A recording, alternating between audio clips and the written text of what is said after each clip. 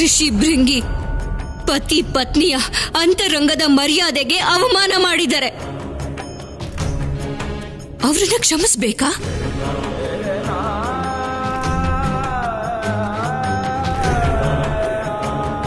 ಯಾಕೆ ಮೌನವಾಗಿದ್ದೀರಾ ಮಹಾದೇವ?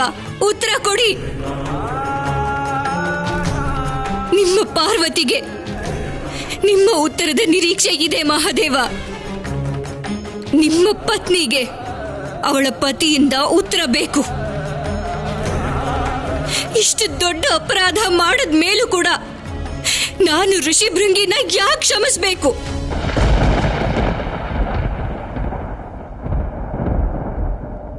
ಇವತ್ತಿನ ಘಟನೆಗೆ ಕಾರಣ ಭೃಂಗಿಯಲ್ಲ ಪಾರ್ವತಿ.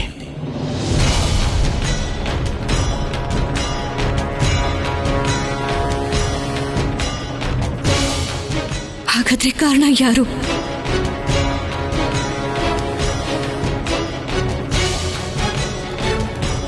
ಬಹುಶಃ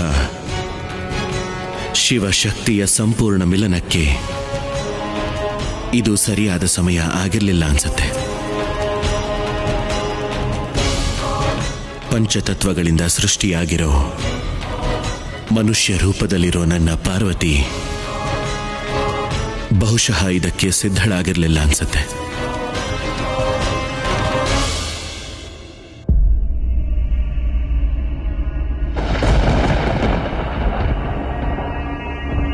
ಹಾಗಾದ್ರೆ ನಿಮ್ಮ ಮಾತಿನ ಅರ್ಥ ಏನೋ ಒಂದು ಕೊರತೆ ನನ್ನಲ್ಲಿದೆ ಅಂತನಾ?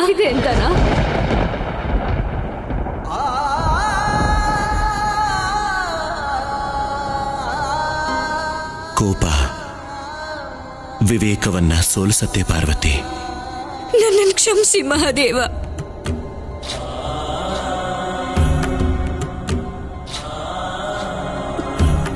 ನಾನು ಮರ್ತಿದ್ದೆ. ಯಾವ ಪತ್ನಿಯಲ್ಲಿ ಕೊರತೆ ಇರುತ್ತೋ ಅವಳಿಗೆ ಸಿಟ್ಟು ಮಾಡ್ಕೊಳ್ಳೋ ಅಧಿಕಾರ ಇರೋದಿಲ್ಲ.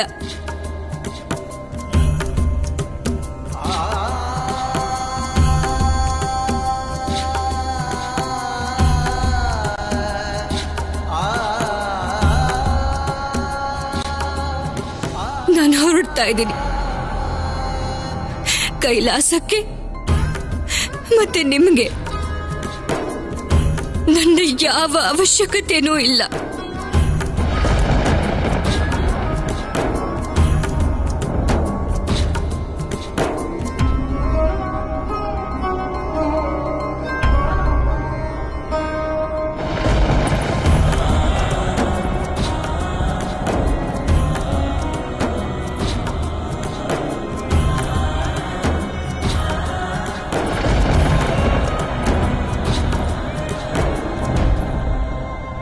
ಮಾತೆ, ನೀವು ಕೈಲಾಸನ ಬಿಟ್ಟು ಹೋಗ್ಬೇಡಿ ಮಾತೆ, ದಯವಿಟ್ಟು ಹೋಗ್ಬೇಡಿ ಮಾತೆ.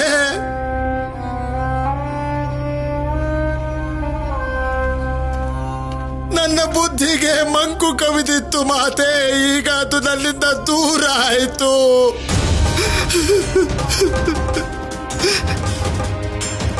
ನನಗೆ ಎಲ್ಲ ಅರ್ಥ ಆಯ್ತು. ಶಿವ ಮತ್ತು ಶಕ್ತಿ ಬೇರೆ ಅಲ್ಲ, ಎರಡು ಒಂದೇ.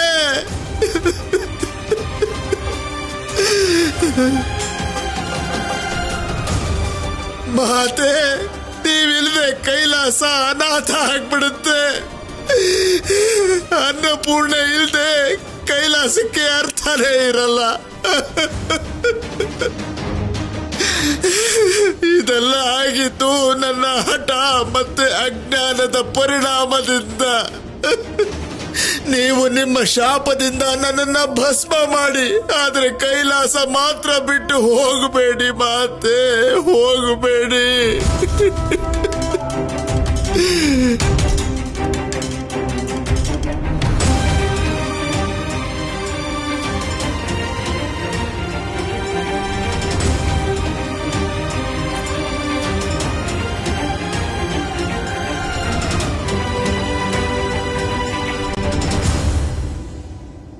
ಋಷಿ ಭೃಂಗಿ ಯಾರಿಗೆ ಅವರ ಅಜ್ಞಾನದ ಅರಿವಾಗುತ್ತೋ ಅವರು ಅಜ್ಞಾನಿ ಅನ್ನಿಸ್ಕೊಳ್ಳಲ್ಲ. ಇವತ್ತು ನನಗೆ ನನ್ನ ಅಜ್ಞಾನದ ಅರಿವಾಗಿದೆ.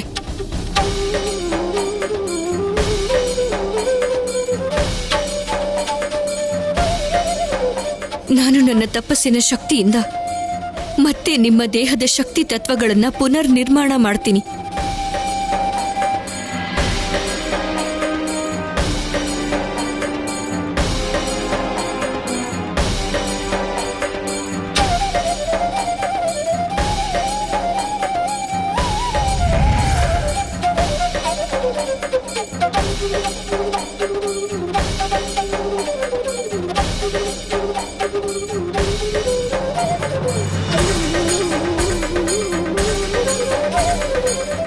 ಕ್ಷಮಿಸ್ಬಿಡಿ ಮಾತೆ, ನನ್ನಿಂದ ದೊಡ್ಡ ತಪ್ಪಾಗೋಯ್ತು.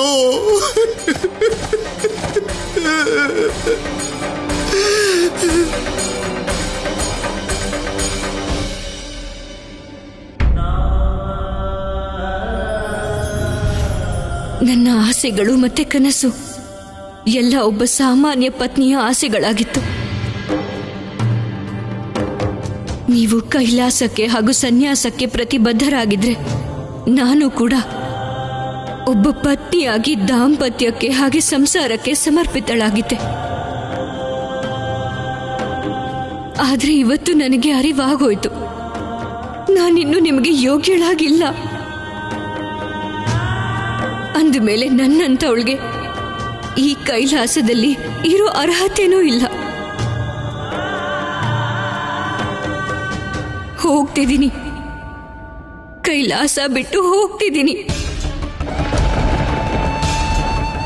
ಮಹಾದೇವ, ನಿಮ್ಮ ಪತ್ನಿ, ನಿಮ್ಮ ಪಾರ್ವತಿ ನೀವಿಲ್ದೆ ಅಪೂರ್ಣವಾಗೇ ಇರ್ತಾಳೆ. ನಾನು ಅಪೂರ್ಣವಾಗೇ ಇರ್ತೀನಿ ಹೊರತು ನನ್ನಲ್ಲಿರೋ ಈ ಕೊರತೆನ ನಾನು ನೀಗಿಸ್ಕೊಳ್ಳೋವರೆಗೂ ನಾನು ಕೈಲಾಸಕ್ಕೆ ಮತ್ತೆ ಬರೋದಿಲ್ಲ ಮಹಾದೇವ.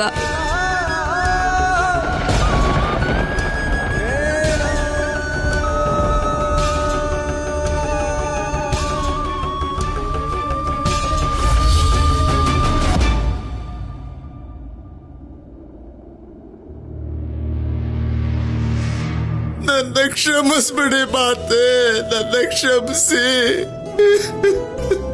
ಪ್ರಭು, ಇದೇನಾಯ್ತು ಪ್ರಭು?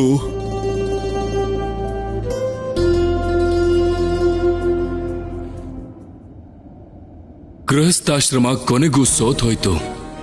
ನಾನು ಹೇಗಾದ್ರೂ ಮಾಡಿ ಪಾರ್ವತಿ ಮತ್ತೆ ಕೈಲಾಸಕ್ಕೆ ಬರದೇ ಇರೋ ಹಾಗೆ ತಡಿಲೇಬೇಕು.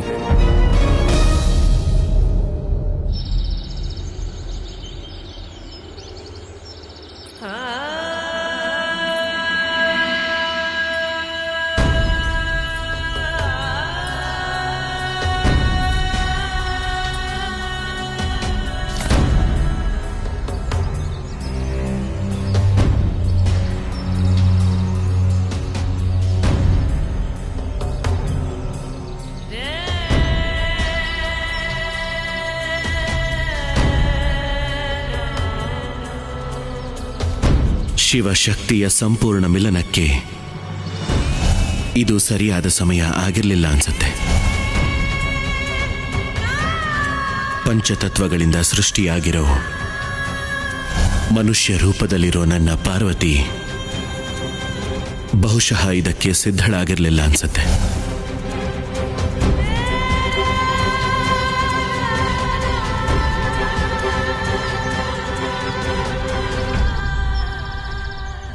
ಕೈಲಾಸದಲ್ಲಿ ಸಮಸ್ಯೆ, ದೊಡ್ಡ ಸಮಸ್ಯೆ. ದೇವಿ ಪಾರ್ವತಿ ಮಹಾದೇವನಿಂದ ದೂರ ಆಗಿ ವಿಂಧ್ಯಾಚಲ ಕಾಡಲ್ಲಿ ಒಬ್ಳೇ ಇದ್ದಾಳೆ. ಇಂಥ ಸಮಯದಲ್ಲಿ ದೇವಿ ಪಾರ್ವತಿಗೆ ಬಂದಿರೋ ಸಮಸ್ಯೆನ ಯಾರು ದೂರ ಮಾಡ್ತಾರೆ ಬ್ರಹ್ಮದೇವ?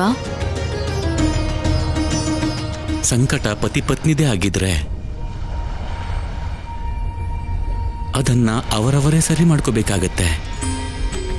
ಮಹಾದೇವ ಸ್ವಯಂಭೂ, ಅವರ ಜೀವನದ ಎಲ್ಲಾ ಘಟನಾಕ್ರಮಗಳಲ್ಲೂ ಏನಾದ್ರೂ ಒಂದು ಮಹಾಲೀಲೆ ಇದ್ದೇ ಇರುತ್ತೆ. ಆದ್ರೆ ಸ್ವಾಮಿ, ಸೋದರಿ ಪಾರ್ವತಿ ವಿಂಧ್ಯಾಚಲ ಪರ್ವತದಲ್ಲಿ ಒಬ್ಳೇ ಇದ್ದಾಳೆ. ಅವಳಿಗೆ ಸಮಾಧಾನ ಮಾಡೋರು ಯಾರೂ ಇಲ್ಲ. ನಾನು ಪಾರ್ವತಿ ಹತ್ರ ಹೋಗಿ ಅವಳನ್ನ ಸಮಾಧಾನ ಮಾಡಿ ಬರ್ತೀನಿ. ಅವಶ್ಯವಾಗಿ ದೇವಿ. ತಂಗಿ ಪಾರ್ವತಿ ವಿಂಧ್ಯಾಚಲಕ್ಕೆ ಹೋಗಿದ್ದು, ದೇವಿ ಅನಸೂಯ ಮಾಡ್ತಿರೋ ತಪಸ್ಸು, ಇವೆರಡು ಘಟನೆಗಳಿಂದ ಶಿವನ ಮಹಾಲೀಲೆಯ ಶುಭಾರಂಭ ಆಗ್ತಾ ಇದೆ. ಇಡೀ ವಿಶ್ವಕ್ಕೆ ಪರಮೇಶ್ವರನ ಹೊಸ ರೂಪದ ದರ್ಶನ ಆಗೋದ್ರಲ್ಲಿದೆ.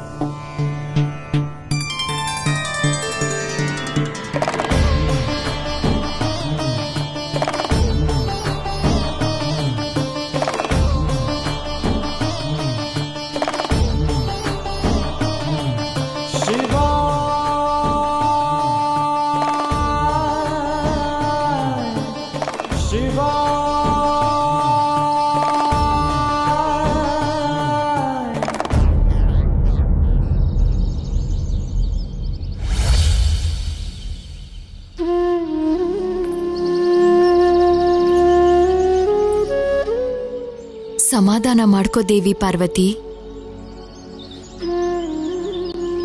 ಹೌದು ಪಾರ್ವತಿ, ದಯವಿಟ್ಟು ನಿನ್ ಕಣ್ಣೀರ್ ಹಾಕ್ಬೇಡ.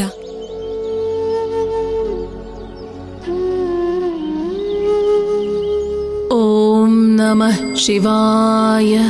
ಓಂ ನಮಃ ಶಿವಾಯ. ಓಂ ನಮಃ ಶಿವಾಯ. ಓಂ ನಮಃ ಶಿವಾಯ. ಓಂ ನಮಃ ಶಿವಾಯ. ಓಂ ನಮಃ ಶಿವಾಯ. ದೇವಿ ಅನಸೂಯ ಏನಾದ್ರೂ ತ್ರಿಮೂರ್ತಿಗಳಿಗೆ ತಾಯಿಯೇ ಆದ್ರೆ ಸ್ವರ್ಗದ ಮೇಲೆ ಅಸುರರ ಅಧಿಪತ್ಯ ಆರಂಭ ಆಗುತ್ತೆ. ನನ್ನ ದಿಕ್ಪಾಲಕರು ಈ ತಪಸ್ಸನ್ನ ತಡಿಲೇಬೇಕು.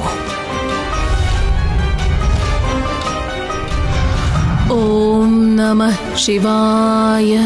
ಓಂ ನಮಃ ಶಿವಾಯ. ತಡಿರಿ ಅವರನ್ನ ದೇವರಾಜ. ಸಿಂಹಾಸನದ ಮೇಲೆ ಅಷ್ಟೊಂದು ಆಸೆನ? ನಿಮ್ಮ ಎಲ್ಲ ಶಕ್ತಿಗಳ ಜೊತೆ ಒಬ್ಬ ಮಹಾಸತಿ ತಪಸ್ನ ಭಂಗ ಮಾಡಕ್ ಬಂದಿದಿರಲ್ಲ.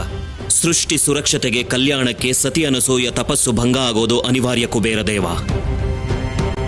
ಅವಳೇನಾದ್ರೂ ತ್ರಿಮೂರ್ತಿಗಳಿಗೆ ತಾಯಿಯಾದ್ರೆ ಅನರ್ಥ ಕಟ್ಟಿಟ್ಟ ಬುತ್ತಿ. ಅನರ್ಥಕ್ಕಿಂತ ಮೊದಲು ಈ ಅಧರ್ಮನ ನಿಲ್ಸಿ ದೇವರಾಜ. ಅಸ್ತಿತ್ವದ ಎದುರಿಗೆ ಯಾವುದು ಅಧರ್ಮ ಅಲ್ಲ ಕುಬೇರ ದೇವ. ಇದು ಬ್ರಹ್ಮಾಂಡದ ಅಸ್ತಿತ್ವದ ಪ್ರಶ್ನೆ. ನೀವು ಇದಕ್ಕೆ ಅಡ್ಡ ಬರಬೇಡಿ. ನಾನು ನಿಮಗೆ ಮಹಾಸತಿ ಅನಸೂಯ ತಪಸ್ಭಂಗ ಮಾಡಕ್ಕೆ ಬಿಡಲ್ಲ ದೇವರಾಜ. ನೀವು ಮಹಾದೇವನನ್ನು ಒಬ್ಬ ಬಾಲಕನಾಗಿ ಋಷಿಪತ್ನಿಯ ಮಡಿಲಲ್ಲಿ ಗೊಂಬೆ ತರ ಇರೋದ್ ನೋಡಿದ್ರೆ ಹೇಗನ್ಸುತ್ತೆ ಕುಬೇರ? ಅಲ್ಲ, ಆದಿ ಅನಾದಿ ಅನಂತ ಅನಶ್ವರ ಮಹಾದೇವನನ್ನ ಈ ರೂಪದಲ್ಲಿ ನೋಡಿ ಶಿವಭಕ್ತ ಕುಬೇರನಿಗೆ ನೋವಾಗೋದಿಲ್ವಾ? ನೀವೇನಾದ್ರೂ ನಿಜಕ್ಕೂ ನೋವಾಗಲ್ಲ ಅಂದ್ರೆ ನಾನೇ ನಿಮ್ಗೆ ಮಾತು ಕೊಡ್ತೀನಿ. ನಾನು ತಪಭಂಗ ಮಾಡೋ ವಿಷಯ ಬಿಟ್ಬಿಡ್ತೀನಿ. ಹೇಳಿ ಕುಬೇರ ದೇವ. ಓಂ ನಮಃ ಶಿವಾಯ. ಹೇಳಿ. ನಿಮ್ಮ ಮೌನವೇ ಉತ್ತರ ಕೊಡ್ತಾ ಇದೆ. ಖಂಡಿತ ನೋವು ಆಗೇ ಆಗುತ್ತೆ. ಅದಕ್ಕೆ ಹೇಳ್ತಿದ್ದೀನಿ, ಏನಾಗುತ್ತೋ ಅದನ್ನು ಆಗೋದಿಕ್ ಬಿಡಿ. ನಮ್ಮ ಮಾರ್ಗದಿಂದ ದೂರ ಇರಿ. ಓಂ ನಮಃ ಶಿವಾಯ. ಓಂ ನಮಃ ಶಿವಾಯ. ಹೇ ಮಹಾದೇವ, ಈಗ ದೇವಿ ಅನಸೂಯನ ನೀವೇ ಕಾಪಾಡಬೇಕು.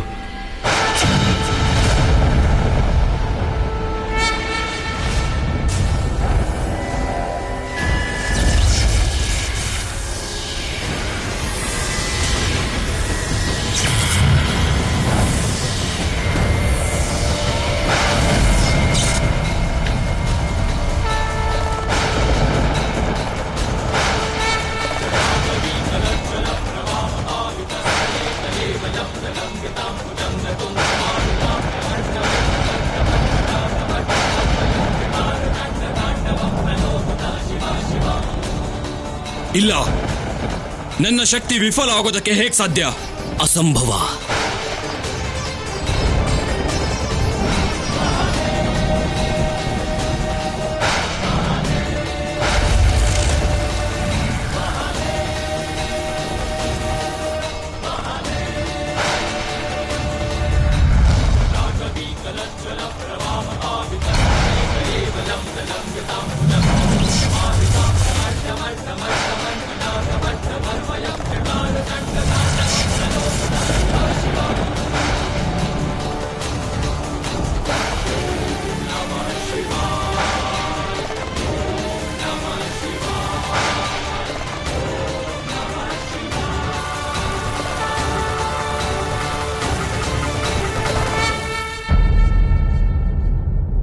ಇವತ್ತಾಗಿರೋ ಈ ಅನಾಹುತಕ್ಕೆ ನನ್ನ ಹುಚ್ಚುತನನೇ ಕಾರಣ.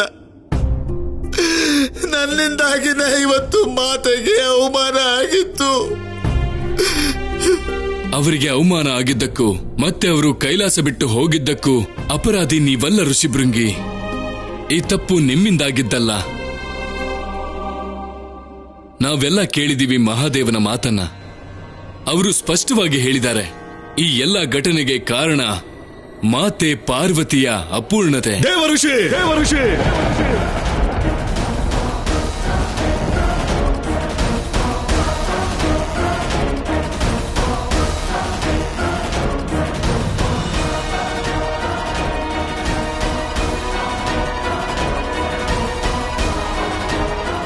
ಏನ್ ಮಾತಾಡ್ತಾ ಇದ್ದೀರಾ? ಯಾರ ಯೋಗ್ಯತೆ ಬಗ್ಗೆ ನೀವಿಲ್ಲಿ ಮಾತಾಡ್ತಾ ಇದ್ದೀರಾ? ನಾನು ಬರೀ ಸತ್ಯನ ಹೇಳೋ ಪ್ರಯತ್ನ ಮಾಡ್ತಿದ್ದೆ ಅಷ್ಟೇನೆ ನಂದಿ. ನನ್ನ ಕ್ಷಮಿಸ್ಬಿಡು. ನೀವು ಇಡೀ ಜಗತ್ತಿಗೆ ಹುಳಿ ಹಿಂಡೋ ಮನ್ಸಿರೋರು. ನೀವು ಮಾತೇನ ಹುಡುಕೊಂಡ್ ಬನ್ನಿ.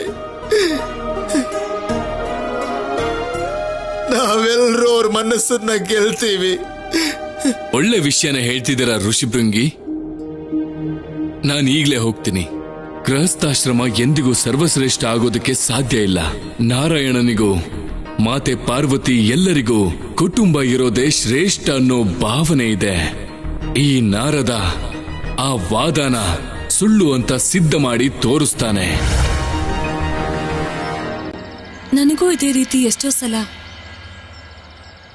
ನಾರಾಯಣನಿಂದ ತುಂಬಾ ದುಃಖ ಆಗಿತ್ತು.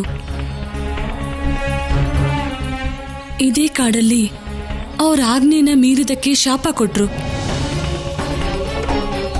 ಶಾಪನ? ಹೌದು ಪಾರ್ವತಿ, ನಾನು ಅವ್ರ ಮಾತನ್ನ ಕೇಳದೆ ಇರೋದಕ್ಕೆ ತುಂಬಾ ಕಠಿಣ ಶಿಕ್ಷೆ ಅನುಭವಿಸ್ಬೇಕಾಯ್ತು. ಆಹಾ, ಮಾತೆ ಲಕ್ಷ್ಮಿ ಕೂಡ ಮಾತೆ ಪಾರ್ವತಿಗೆ ನಾರಾಯಣನ ಅಪರಾಧಗಳ ಪಟ್ಟಿ ಕೊಡ್ತಾ ಇದ್ದಾರೆ. ಇದೇ ಒಳ್ಳೆ ಸಮಯ. ಇದರ ಲಾಭನ ಪಡ್ಕೊಳ್ಳೇಬೇಕು. ನಾನು ಹೆಚ್ಚು ಪರಿಶ್ರಮ ಪಡೋದ್ರಿಂದ ಮಾತೆ ಲಕ್ಷ್ಮಿನೇ ಕಾಪಾಡ್ಬಿಟ್ರು. ನಾರದ, ಸಾಕು, ನೀನು ಇನ್ನು ಹೆಚ್ಚು ತಡ ಮಾಡಬೇಡ. ನಾರಾಯಣನಿಗೂ ಗೊತ್ತಾಗ್ಲಿ ಒಬ್ಬ ಸನ್ಯಾಸಿ ಏನ್ ಬೇಕಿದ್ರೂ ಮಾಡ್ತಾನೆ ಅಂತ.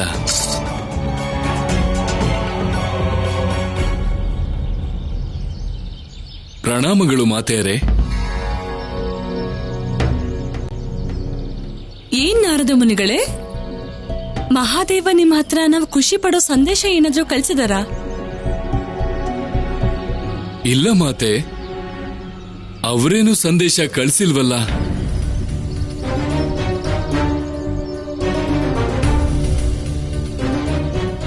ನಾನೇ ಸ್ವತಃ ಮಾತೆಯ ಹುಡುಕಾಟವನ್ನ ಪ್ರಾರಂಭ ಮಾಡಿದೆ.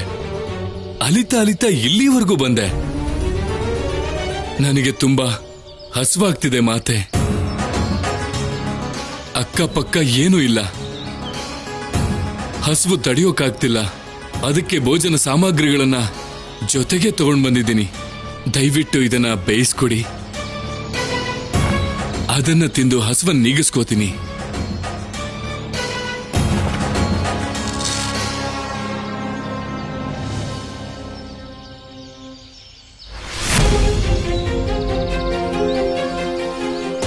ಕಬ್ಬಿಣದ ಕಡಲೆ? ನಾರದ ಮುನಿಗಳೇ, ಇದನ್ನ ಯಾರಾದ್ರೂ ಬೇಯಿಸಕ್ಕಾಗತ್ತಾ?